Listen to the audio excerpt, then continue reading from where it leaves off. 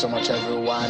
2 days ago, there was an announcement that there is a new Director General of the Labour Party Presidential Campaign Organization, and that is Chief Akin Osuntokun, who succeeded Dr. Donyo Okupe, who resigned lately as the Director General of the campaign organization due to the case he had in court.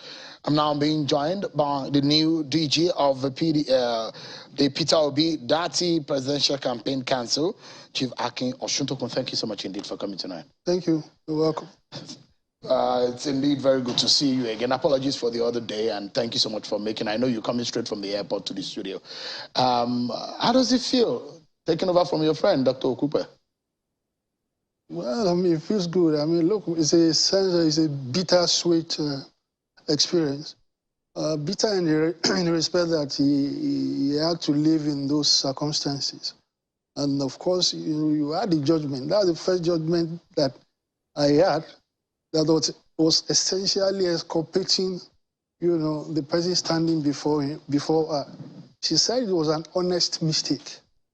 That is the judge, not the lawyer of the defense. So, I mean, the party in such circumstances, for me, it's not a good thing. It deserves more than a better exit like that. But nonetheless, life must go on. What I've been, but I'm also back to familiar territory. I'm used to presidential campaigns. I led two before in 2003 and 2007 as political advisor and as a campaign coordinator of President Goodluck Jonathan in 2011. So, and your party won that at that time when you were actively involved? All the times. So this time around, anything? Of course. I mean, that's if you want to. You are the winning man. If you are in numerology, if you have a talent in numerology or magic or astrology, it's left for you now to decipher, the meaning behind the meaning. So Osuntokun means win. It means success. Success, indeed. Is it, a coincidence, of course, that both for yourself, Dr. Okupe, and yourself, Akin Osuntokun, are very close allies of Chief Olusegun Obasanjo? Allies? Well, yes, you are correct, but he's a father figure. That's a better description of the relationship. He's a father figure to us, not as allies. So the inference some are putting into this appointment, that this is perhaps an Obasanjo slot. Well, look, assuming that what you are saying is correct, okay, am I not qualified for the job? Am I not competent for it? Does it take away the fact that it's an Obasanjo slot? I don't know what you mean by Obasanjo slot. I don't know whether you have to ask the presidential candidate, my principal, whether it was an Obasanjo lot, and that was how he was, the position was filled. Don't forget that I was the zonal coordinator, the immediate zonal coordinator of the campaign in Southwest. So this is essentially an elevation. It's not that I'm just joining the campaign organization. But if you say that Obasanjo is Obasanjo's slot, well, people have different perceptions, and you are at liberty to say so. I can't. The press has. There is an intertwining nature of politics and permutations. President Obasanjo at some fora had given some tacit endorsement to Mr. Peter Obi. And incidentally, someone who had been working with President Obasanjo for a long time, Dr. Donyo Okupe, was leading the campaign, and he steps aside. Another very close and long-time ally of President Obasanjo again takes over. So, astrology, permutation, maybe one is not far from the truth. No, listen, the first question, the essential question, that you want to ask, is what I'm bringing to the table. Forget about who recommended me for whether I'm fulfilling the slot of somebody. That's really, that's not an issue. It's my capacity and competence to do the job that matters most. If Obasanjo recommends a very competent person, who will lead the party to victory. So why should I have any issues with that? So I don't see, for me, it's a non-issue. Whether I don't know. Do you have the backing of President Obasanjo? What do you mean? You will have to ask. I didn't appoint myself. No, but I'm asking. Listen, I don't know. I mean, if my boss asked me to represent him at an event, I have his backing. Listen. I mean, is President Obasanjo fully backing the Peter Dati campaign? Yes. Are you a voice of President Obasanjo in the campaign? No. So you are acting Oshunto? Yes, on my merit. Your own man. Yes. Are you a full member of Labour Party? No, I don't know what you mean by full member of Labour Party. You were a former member of the PDP, I assume. Or are you still a member of the PDP? You see, all these, I'm not longer a member of the PDP. Look, in the first instance, I think people get these things wrong.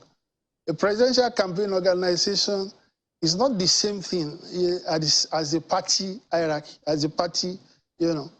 When I was up, there's a sense of deja vu in what is going on. When I was appointed the director of publicity in 2002 by President Obasanjo, I was not a member of PDP. But if I take the responsibility, once I assume the office, then of course, effectively, I become a member, you know, of the Labour Party. So to that extent, you know, I'm a member. Are you still running for Senate? No. Have you officially dropped that toga? I don't know what you mean by officially. I've abandoned it, if that is what you want to say. And because, I mean, look at it. Your name is still on the INEC website. Let me tell you something. As of this minute that we're talking. The campaign office has issued a press release in that respect. Look, the question you should ask yourself is, what law have I breached in accepting the appointment? What law has the presidential candidate who appointed me has breached in appointing me? Look, I can't help anybody who wants to pursue notoriety as a way of life. You know, the man who is doing this one is supposedly the National Publicity Secretary of the Labour Party. Ask him, why will the National Publicity Secretary of a party do that to his own party? So it's a redundant question at any rate. It's of no consequence. It's of no consequence at all. Whether you look legally, constitutionally, it's very frivolous. If you're cancelling the legality, what about the moral burden? There's no moral burden at all. That you're enlisted as a senatorial candidate in another party, yet in another party you are leading the campaign. Well, isn't that a clash of interest? No. It is a cause. It's a higher order of priority. What I'm doing with the OBCAM, joining the OBCAM for me is a higher national priority than any other aspiration. You don't think that the people that are watching or the supporters of your party or that of the ZLP deserve a full disclosure when you are abandoning it? I mean, you were on the ballot. Look, I don't think you were on the ballot in ZLP. It's irrelevant. It's irrelevant. You think so? You don't think it's a moral burden for you there is no to moral disclose burden. that? I am of the ZLP as a candidate now. By my own estimation, as a citizen of this country, who has a realistic appreciation on what we need to move Nigeria forward, it's not, you can't compare an aspiration to be in the Senate, you know, for what the position I'm going to occupy or that I've occupied. So that is the question you should ask. All these kind of, you know, platitudes and unnecessaries of no consequence to me. Anybody who defines that going for a Senate in ZLP is a higher priority for Nigeria today, definitely perhaps it's just a question of some moral issue that you needed to untick in the box. No, it is actually. Those are the facts, Mr. Not at all. If you say there is no legality, no legal conundrum, I mean, there is another issue, which is the issue of morality. Okay, when America was going to kill Osama bin Laden, what should it have considered morality? What is it of a higher order than what they were doing? Look, you people, you should context when you want to make assessment. If you want to put me on the hot seat, I'm all well and good by it. But what you say must have some consistency in logic. I cannot define in Nigeria today. There's no way I can define my priority, a moral, political and moral priority better than the path that I followed. So I don't know what your own position is that. Both of us are on the hot seat because I'm not putting out my own thought. I'm putting out the question as a journalist, which I'm constitutionally permitted to do. Now asking you who are in the public eye, the moral burden that you need to be explaining to the people who are following. There's no moral burden. I don't have any moral burden. No, please. So let's go. No. Stop using that word. I have no moral burden. I'm stepping to a higher sacrificial position. But have you publicly denounced that one before taking up another? I don't need to publicly declare it. There's no need for me. It's a redundant position. I have the perfect freedom to decide what to do at any minute. So I've not breached any legal position. And of course, what I'm doing, the step I'm taking, right, is of a greater moral consequence for Nigeria than that. So stop using that word. You might be offended by it, but Mr. Oshodo, but I don't think there is anything wrong in that. But let me ask you perhaps a bigger issue here, and which the burden that you'll be carrying for the next few weeks, at least for the next 58 days or so, and is how Peter Obi can win this election. Do you see a chance? Well, I mean, look, several polls that have come out, 7 or 8, not less than 6, right, have projected him as a winner, including people who have no vested interest whatsoever in the outcome of the election, like Bloomberg. So why would you say that he has a chance? Do I think that he has a chance? Well, for the sake of Nigeria, he has better have a chance. Because we are staring. You made a video clip at one time where you are very angry. Nigeria shouldn't continue like this, and that. Interpret what you said and relate it to what we have now. Are the other 2 candidates Nigeria should look forward to if this country is going to move forward? Are those the ones that you should? What is your mandate bringing to the table? I mean, what solutions are you bringing to the Nigerian predicament? I'm executing my mandate by being with you here, to tell you, I mean, to tell the Nigerian public through you the choice that they have to make that is beyond them. It has become an existential issue. Nigeria is at an inflection point. You better get it right this time, or the country is gone. Yeah. I mean, look at even the campaigns that we have witnessed. Especially that of the APC presidential candidate. Now, is that the kind of president Nigeria should look forward to? Or even the PDP? You have a principle of stabilizing the country, political stability. And this is power rotation, right? And the candidate of PDP, right, regardless of that, simple logic, now came out. Initially, I thought maybe this is too ridiculous to happen. But here we are. Now, how does that compare to, when you look back at the political background of Nigeria, how do these kind of choices?